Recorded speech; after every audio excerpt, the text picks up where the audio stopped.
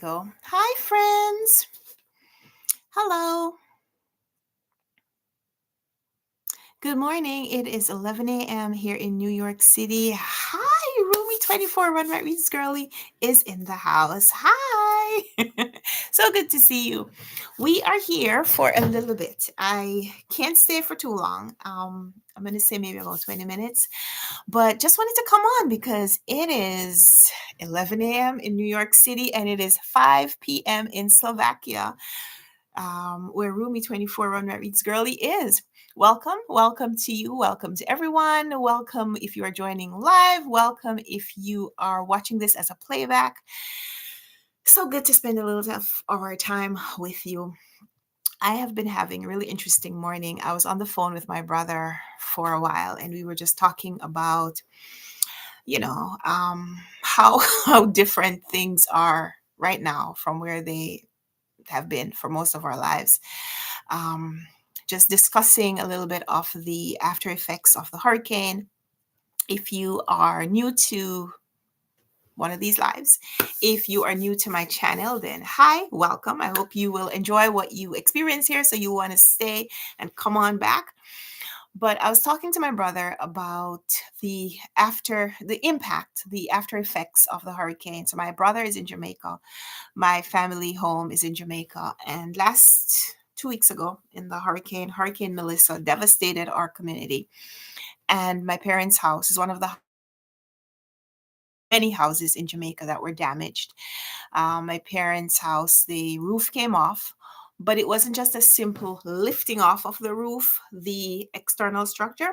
The internal structure was also damaged. So the ceiling, the beams and rafters that make the roof and all the ceiling, all of that was destroyed, all of it. So my brother was there this morning and he was showing me on video chat, showing me the piles of lumber, the roof and the ceiling and the rotten wood and everything that's just on the ground because it's been 2 weeks now. It's just been piled up there. So the the house has been severely compromised. And if you don't have a roof, then you have no covering, no protection from the elements. So in the weeks since the hurricane, they have also had some rain. Um, so while some things have been secured, most of the things are not secure. Most of the things are just exposed. And so we've just been talking about the urgency with which we have to start working on repairing the house because it's been a really tough time. It's been a really tough time for my family. We lost my mother just yesterday was 2 months ago. And a month after she passed away, then, lost the structure of the house. So we are working to get things back. We are working to get things restored. And there are a lot of other dynamics that are just they make it difficult. So one of the things that we were waiting on was because of the widespread devastation in the country. There have been there's there are government agencies that are trying to assess the damage experienced by individual people so that you can get on the list of people who may get some assistance from the government at some point. And so if you want to qualify for that, then you have to wait until someone from the government agency comes to do some kind of an assessment. Good morning, my cozy little library is here. Yeah. So they were waiting to hear from the assessors from the government agency about when they would be able to come to see, kind of start making their assessments. They have to take their own official pictures, measurements, whatever it is that they do. The immediate reason why that was delayed was that after the hurricane, there was loss of electricity and loss of internet connection. So even the government agencies had not reopen their offices. So it just took a while. So a couple of days ago, a few days ago, one of the assessors did come by the house, and so they did their assessment. Um, and really, it's fast, because sometimes you wait for weeks and months before anybody comes, because you can't contact them. There's no office where you can go and contact them if you have never contacted them before. One of the reasons that um, one of the reasons that you may get an assessor to come earlier is if you have had prior interaction with them. So they were able to get the assessor to come last week. So now we're in the process of figuring out what we need to do immediately to start working on the house. Um, it's even if we do get some assistance from the government, it will take a long time. We can't wait to receive that or even receive confirmation that that's coming. Right now, we have to just, do what we can, find whatever funds we need to find to start doing at least some of the first stages of the work. So the decision that we have made is that we have to put on a concrete roof as opposed to the kind of galvanized zinc or zinc-like shingles that were there before, because the kind of force of the wind that came with the hurricane, it just can't stand up to that kind of wind. Those kinds of roofs are very, very vulnerable with that kind of wind that they experienced a few weeks ago. So we are thinking about, yeah, we're thinking that we will start the process of getting the concrete structure installed. That has its own challenges, has its own timeline. And one of the things is that now we have to wait to get materials, which are also very difficult to obtain right now, because the electricity is just being restored, just finally being restored in the community after the hurricane. They need electricity to process the things that would make the concrete, the cement, the marl, which is this like crushed up rock that they use to bind the cement to make the concrete. They have to process that in a quarry, and they need electricity to do those things. So until electricity is almost fully restored, it is difficult to get those things. I'm saying a lot to just say that we're talking about what we need to do, but there's no actual physical work that has started yet, because it's taking a while just to get things to the next stage. So in the process, in the meantime, it's just a lot of making sure that your immediate needs are being taken care of, that your things are as secure as you can have them, and just trying to make sure that things don't get further damaged. And there are a lot of moving parts around that. So there's all of that. But just wanted to update you, let you know that things are still bad. Things are still bad. There are people in my community here in New York, like people from my church community and so on, that are working to send like relief packages and so on to Jamaica. But it takes a while to get those things there as well. And in a lot of ways, in a lot of places, um, some people may be able to take care of their basic like day-to-day needs, but it's the rebuilding where they actually need a lot of the help. So I also know some people who have been going to volunteer their time and like bring building materials, and I'm sure that that is very much appreciated, because it's the kind of response that anyone who has lost, um, whether lost their house or lost a part of their house or a structure, will need help with, is the rebuilding. Some people may be able to provide food for themselves, or they may have a way or someone providing food for them, but everybody could use assistance, like physical hand, someone coming to actually help them to build or to clean or to whatever. So that's really good. So yeah, thank you so much for your prayers. Thank you for coming on and supporting this channel by your your views and your comments, and I just, really appreciate your company. So Rumi24, Runwright Reads Girlie, says, I didn't read from the book. The assignment I gave you yesterday, I said to read some more. She said she didn't read from the book too much because she had to do schoolwork and she kind of forgot. So she read 5 pages only. Take off the only. You read 5 pages. Hello. I didn't read too much after I came off the live yesterday because I went and got my daughter. And then my daughter has been, she's dealing with a really bad cough. And we were up most of last night just trying to make sure that she is getting all the things that she needs to try to help her get over the cough. She's a little resistant to medicine, so I was trying to do the vapor rub treatment where you put the vapor rub in like some hot water and get like try to inhale some of the steam, the camphor, with a blanket over your head. She didn't like that too much, but she's much better, so she was able to go to school this morning. But that's a lot of my focus yesterday was on doing that. Rumi says, yeah, my cozy little library says, I was wondering how they were doing. That's the people, the family in Jamaica. Yeah. They're, one of the things about Jamaica is that the people in Jamaica are just very resilient. And if they can, they will move forward. They will rebuild as long as they can. So people are making it. They're managing. I know it's very, very difficult for a lot of people.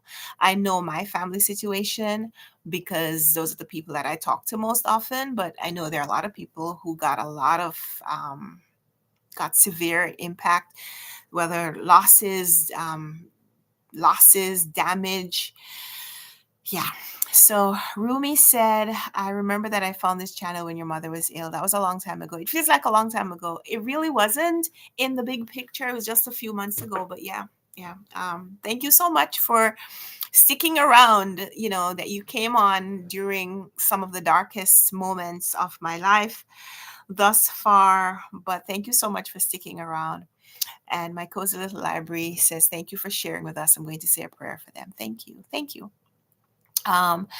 Rumi says, wait, I have to go to the store because it ends at 6 and it's 5:11. My brother wants me to buy something. So I'll be back.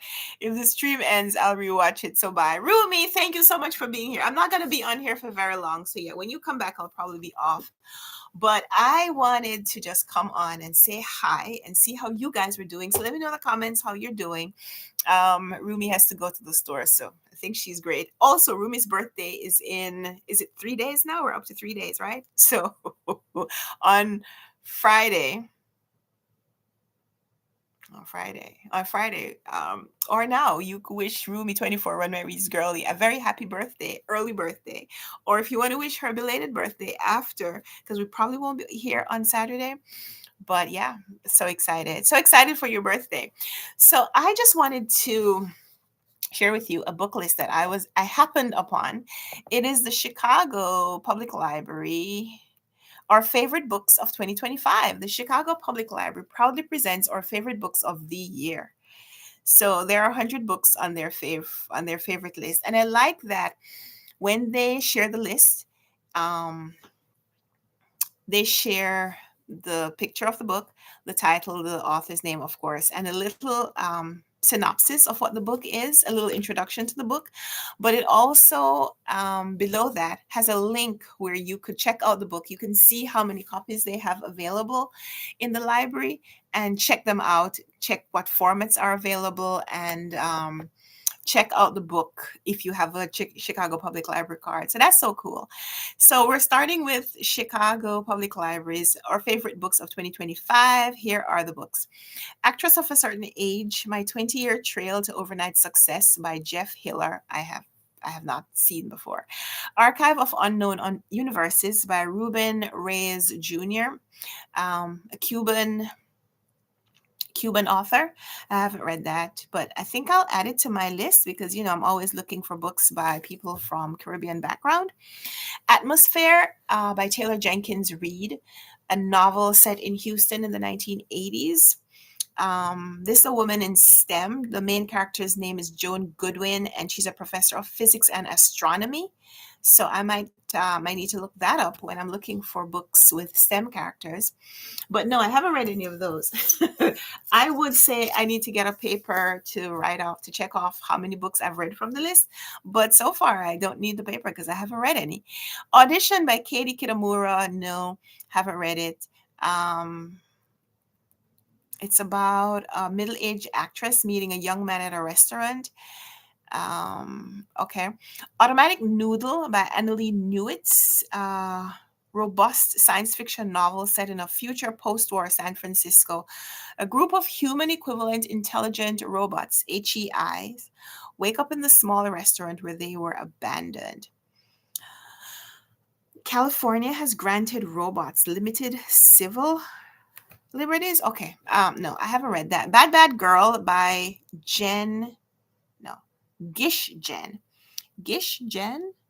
Okay, Gish's mother, Lu Shu-shin, is born in 1925 to a wealthy Shanghai family where girls are expected to behave and be quiet. Every act of disobedience prompts the same reprimand.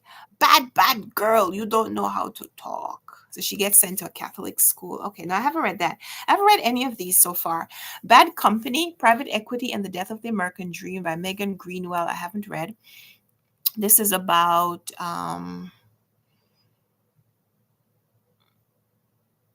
reporter. She's a reporter, became interested in private equity after such a firm bought the failing online sports magazine she wrote for and quickly mismanaged it into the ground. Wow. Baldwin, A Love Story, is Nicholas Boggs' biography of James Baldwin. It's the first biography of James Baldwin in 3 decades. Wow. Black and Blues, How a Color Tells the Story of My People by Imani Perry. This is Imani Perry's interconnected essays that talk about the color blue and the Black experience. I really want to read that, but I haven't picked it up yet. Black Moses by Caleb Gale, subtitled A Saga of Ambition and the Fight for a Black State. Caleb Gale recounts the extraordinary tale of Edward McCabe, a Black man who championed the audacious idea to create a state within the Union governed by and for Black people. I haven't read that yet. The Book of Lost Hours by Haley Gelfuso. Welcome to Time Space. This is a place where the memories of those who have passed are stored in books. It is accessible only with special watches handed down from father to son. That's so cool. I haven't read that, but I think I'm intrigued.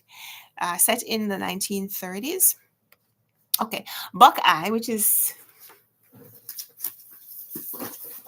still on my stack. I haven't gotten back to this yet, but I will. This is set in Ohio in the period right after World War II, and we're reading about a couple of interconnected lives. So Buckeye by Patrick Ryan. I started, but I haven't read it, so my score is still at a 0. I'm still at 0. The Buffalo Hunter by Stephen Graham Jones is showing up on a few lists. It's a manuscript from 1912 uncovered by construction workers. Ends up in the hands of Professor Etsy Bocarn, who thinks the history within it may finally earn her tenure. The manuscript is a diary written by her great-great-great-grandfather. Careless People, A Cautionary Tale of Power, Greed, and Lost Idealism by Sarah Wynne Williams. Wynne Williams dishes the dirt accumulated in the 6 years she worked as Director of Global Public Policy at Facebook from 2011 to 2017, exposing a corporate culture in which growing the company trumps basic humanity. Interesting. The Catch, a novel by Yrsa Daley Ward. This is a reality-bending story within a story, straddles the line between darkness and playfulness, exploring modern motherhood in the process. Clara and Dempsey, 30-year-old fraternal twins living in London, were adopted by different families. That is a story that I am very intrigued to read, just based on that. I love hearing about twins and the different lives that they have, nature versus nurture discussion. That was something that really intrigued me when I was in college studying psychology. So I would love to read that. The Catch by Yrsa Daley Ward. The Colony by Annika Norlin, Swedish author. Norlin's literary debut features a small group of individuals in a communal living situation in the woods. Emily, a journalist suffering from burnout, has retreated to her grandmother's cabin where she observes the group. Haven't heard about that before, but I'm intrigued. I like the locked room kind of scenario where you have people in a kind of clustered spaces and seeing how they relate with each other. I like that. The Compound, a novel by Ailing Rawl. Every season of the dating show filmed on the compound starts the same. 10 beautiful women wake up from a drug induced sleep and find themselves scattered around the compound itself. Okay, I haven't heard of that before.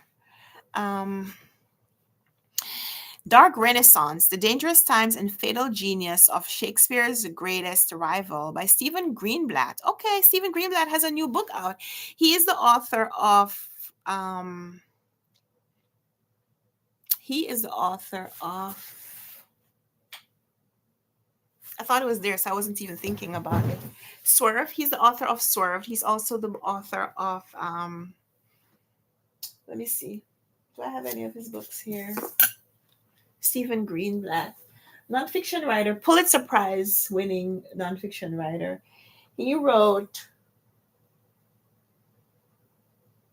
Swerve and the book Adam and Eve, I think, talking about our differing ideas about creation and giving us like an alternate view of the creation story.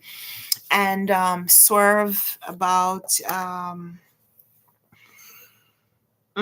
how art history changed the world. I don't remember. But Dark Renaissance is his latest book, The Dangerous Times and Fatal Genius of Shakespeare's Greatest Rival. Greenblatt, author of the Pulitzer winning Will in the World, How Shakespeare Became Shakespeare, among other books, returns with a consistently interesting mix of history and biography. This book's focus is on Christopher Marlowe, the rebellious genius of Elizabethan theater who was famously murdered in a bar fight.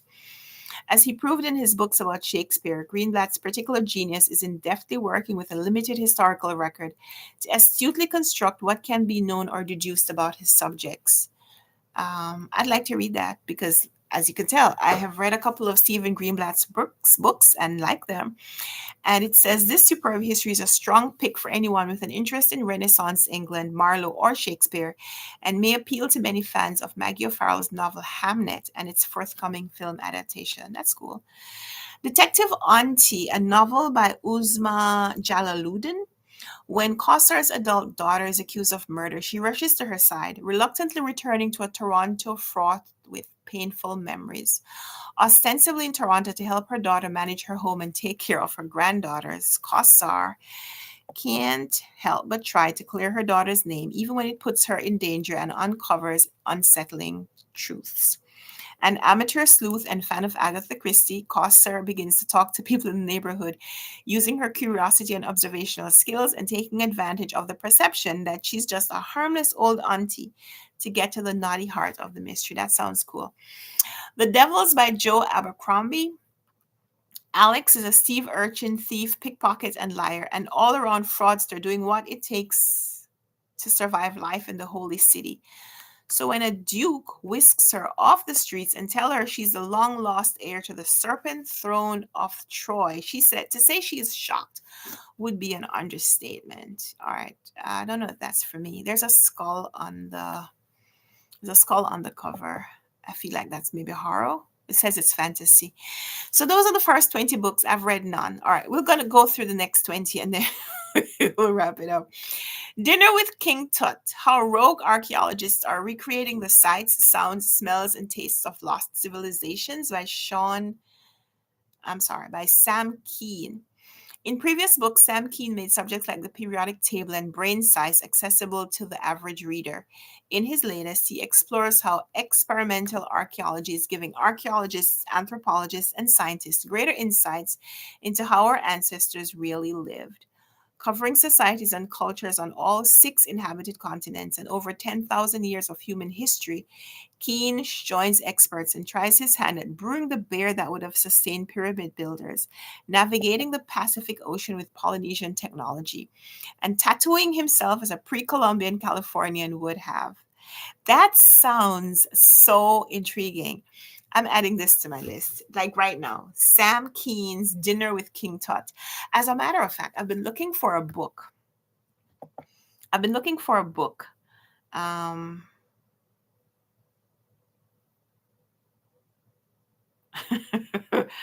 um, I'm looking for a book that to gift to my husband. My husband is he prefers to read nonfiction. He'll read fiction, but only specific kinds of fiction. But he likes history. He likes social studies. That's He's a social studies teacher. And every year I try to give him a book among his gifts for Christmas. Um, and I think this is it. Dinner with King Tut, I think, is the book, but I'm gonna have to read it first. So we're adding another book to the list. We're adding another book to my list of books that I want to read before Christmas because I'd like to read it before I gift it to him, just to make sure that it's a book that he will enjoy and not just say, oh, my wife gave me this, so let me save it. But I want it to be a book that he will read. And I also want to be able to, talk to him about the book.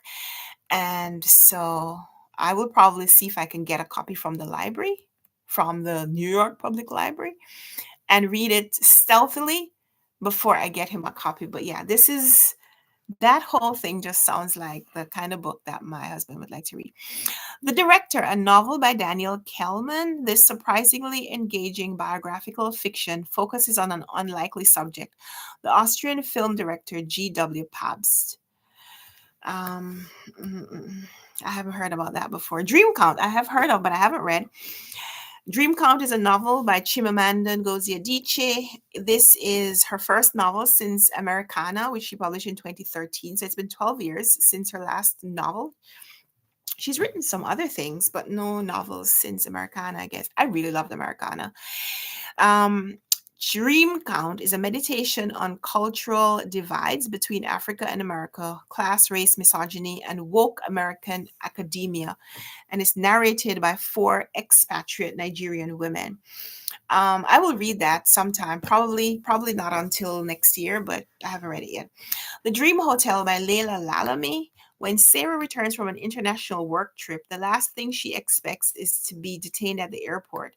But what quickly becomes clear is that Sarah is not the one with the power. Years ago, she made the choice to implant a sleep device to get better sleep, but the ramifications of this action demonstrate how technology may not always be the best way. That is so interesting. I didn't know what that book was about, The Dream Hotel. The L by Theodora Van Alst. Chicago has always been Indian country. So Teddy, a half-native teen, tells us in this novella that blends the warriors with Tommy Orange's There. Set over the course of one hot summer day in 1979 Chicago, the story follows Teddy and his friends as they journey across the city to join a massive gang unity meeting. That's another thing I really enjoy in books when they're set in a very short timeline. So an entire book that's just set in one day. I like that. I like that a lot. It gives this kind of experience feel like it's like a trip feel, but in terms, instead of physical distance, it is the time distance of a day. I like that. The Emperor of Gladness by Ocean Vuong. This is his first novel since On Earth We're Briefly Gorgeous. This is a cross-generational friendship between a boy who wants to die and a woman who's close to death. Haven't read that. The Ending, no, Endling by Maria Yeva. Okay. The author's name is Maria Reva. The character's name is Yeva. Yeva, a scientist living in a trailer in Ukraine who studies endangered snails, observes impending extinction through her care of endlings, the last living members of a species. Okay. I want to read that. Esperance by Adam Oyebanji. A murder in Chicago is nothing unusual, but when a father and baby are found dead of drowning in seawater hundreds of miles from the nearest ocean, Detective Ethan Kroll is confounded. Okay, that's sad. Everything is Tuberculosis, The History and Persistence of Our Deadliest Infection by John Green. I didn't realize that was this year. I thought the book had been out since last year. Anyway, tuberculosis is a curable disease that threatens public health around the globe year after year. To Green, though, it's more than a disease. It's a commentary on the social conditions in which it persists. Yeah. This next book has the F word in the title, so it's F. Fairy tales, sinful Cinderellas, Prince Alarmings, and other timeless classics by Liz Gotako. This laugh out loud, funny, and unfailingly clever collection of fairy tales from around the world is based on the popular TikTok series of the same name. The author is very clearly a librarian because, in addition to being wildly entertaining, this book is also informative, well organized, and supremely well researched. Is Liz Gotako a librarian at the Chicago Public Library? All right, listen. First time caller by BK Borison. Aiden Valentine runs a dating advice show on a local Boston radio station. He's getting disenchanted with his job because it feels like all his calls are about petty squabbles in relationships. Then Maya calls to get dating advice for her mom. Dot dot dot. I would like to read that. First time caller. I'm bookmarking this page because these are some really interesting synopses. I feel like I could read a lot of these books like right now. Flashlight by Susan Choi. Flashlight was shortlisted for the Booker Prize, so we heard about this recently. Spanning continents and decades, this haunting, evocative family saga lingers in the memory. The story opens with 10-year-old Louisa and her father walking on the breakwater at night in a small Japanese beach town. Later, Louisa wakes up in shallow water, exhausted. Her father is gone, eventually presumed to be drowned. The action spools backward and forward from this pivotal event, and the backstory is filled in over decades. Okay. I would like to read that. Flesh, the Booker winner. Flesh by David Zale. As a teenager, Istvan is seduced by a married middle-aged woman who lives in his apartment complex in Hungary. Okay, not too much more about that book. Flower, but yeah, I want to read that because it won the Booker Prize. A Flower Traveled in My Blood, the incredible true story of the grandmothers who fought to find a stolen generation of children by no, by Haley Cohen Gilliland.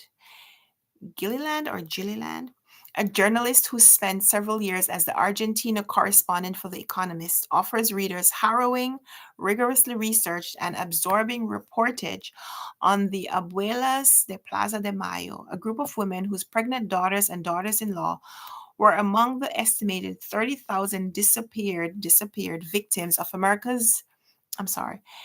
victims of Argentina's dirty war in the late 1970s and early 1980s. After giving birth in detention, their babies were given to military families and those loyal to the regime. Oh man. Um, that sounds like a book that everybody should read just to be aware of that situation.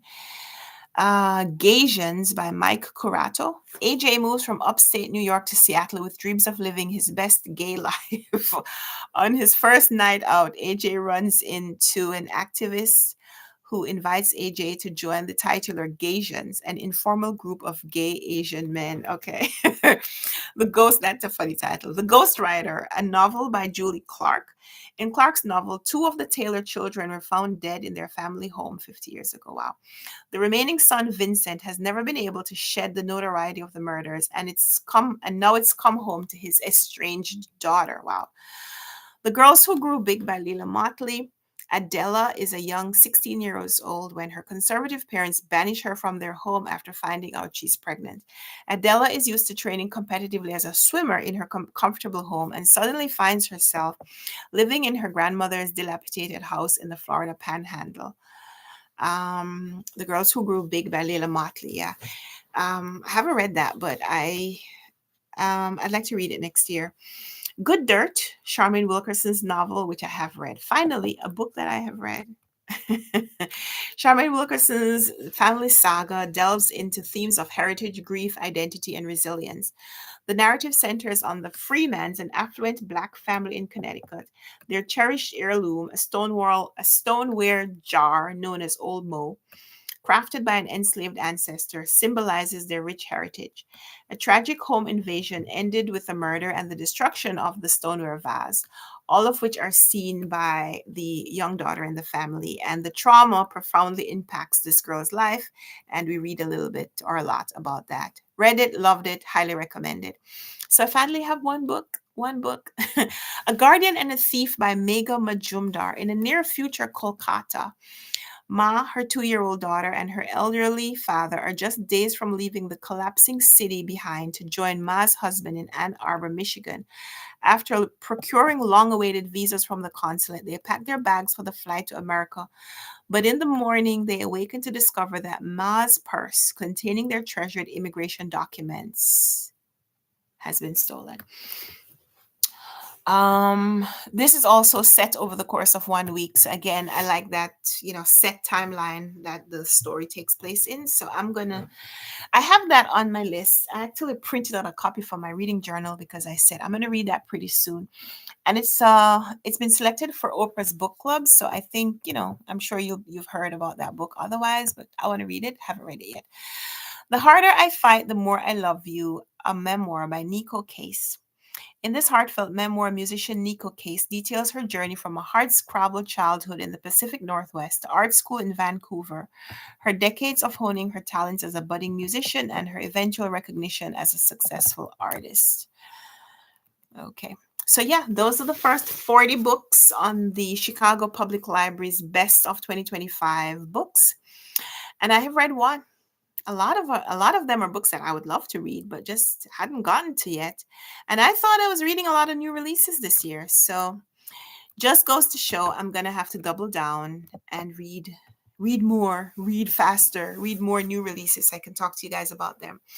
When we come back tomorrow, maybe I'll finish up that list and maybe we'll find some other books on the list that I have read. But thank you so much for being here with me today. Sorry. Before I go, I will show you the 3 books that I picked up at the library yesterday because I told you I was going to the library. Sorry, I had reserved this one, Super Agers, an evidence-based approach to longevity by Eric Topol. Let me do that again. Super Agers, an evidence-based approach to longevity by Eric Topol, a medical doctor. And this is Eric Topol.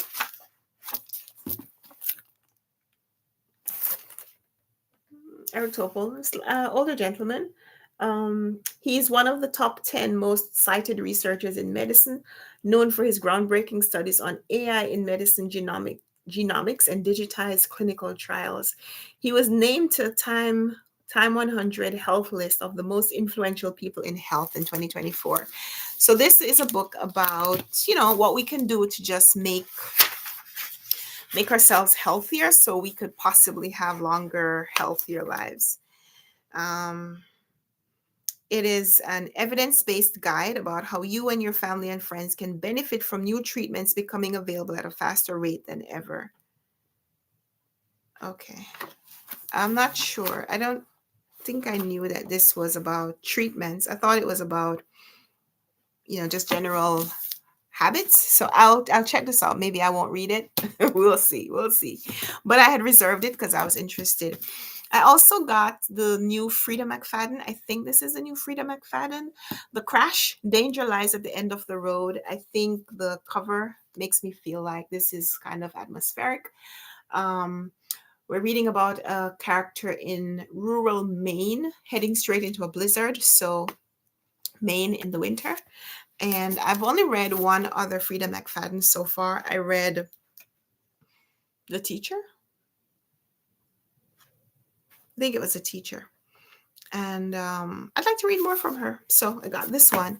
And then I also found this on the shelves, Theft by Abdulrazak Gurna, who is a Nobel Prize winner for literature in 2021. Yeah, 2021 winner of the Nobel Prize in Literature. He was born and raised in Zanzibar, and he now lives in England.